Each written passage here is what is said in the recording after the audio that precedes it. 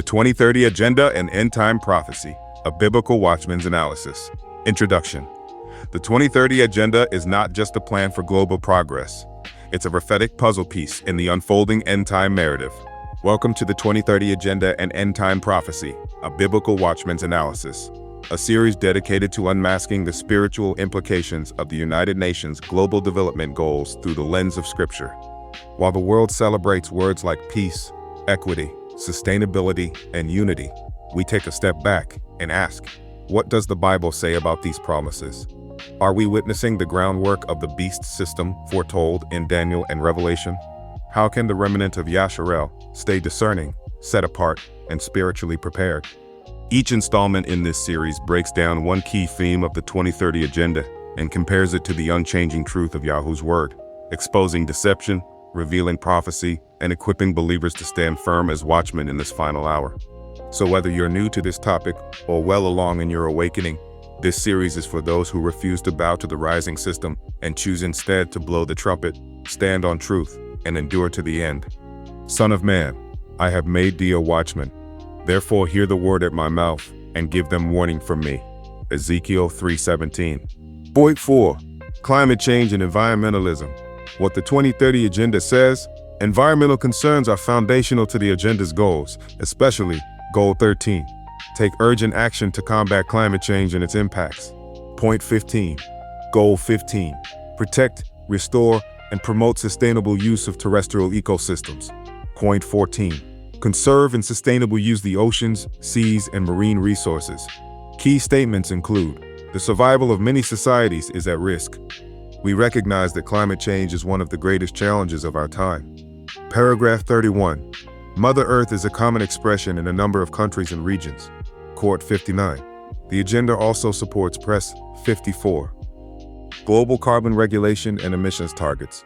Redefinition of energy systems. Green energy. Net zero. New land use laws and sustainable agriculture mandates. Intergovernmental climate treaties and protocols. Biblical prophetic lens. 1.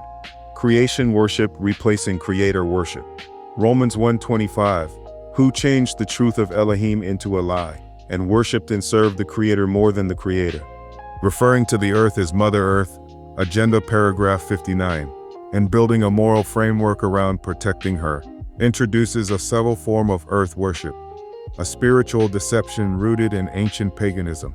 This is not biblical stewardship, Genesis 2:15, but rather a humanistic and pantheistic worldview where the earth is elevated as sacred, and human morality is defined by environmental impact rather than obedience to Yahweh. 2. Climate crisis as a catalyst for global control.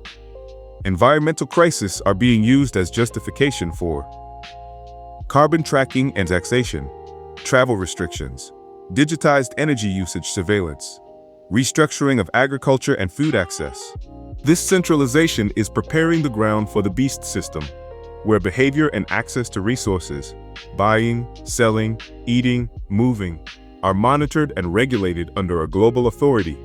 Revelation 13:16-17.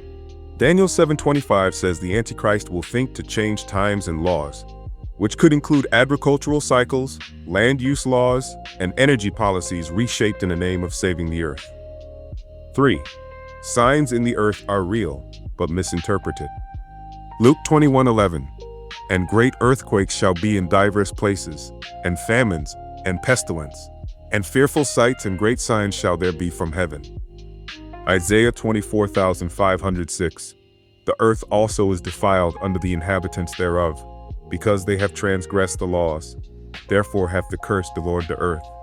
Yes, there are real climate anomalies, floods, droughts, earthquakes, but the Bible attributes these not to carbon emissions, but to sin and rebellion against Yahweh's covenant. The earth is groaning because of spiritual lawlessness, not CO2 22. Summary: the 2030 Agenda's environmentalism is spiritually inverted. It reveres the creation more than the creator. Climate urgency is becoming the Trojan horse for global surveillance and control under the guise of sustainability. Scripture affirms the earth is groaning, but it points to repentance, not carbon neutrality, as the true solution. Final encouragement: stay awake, stay set apart, stay anchored in truth.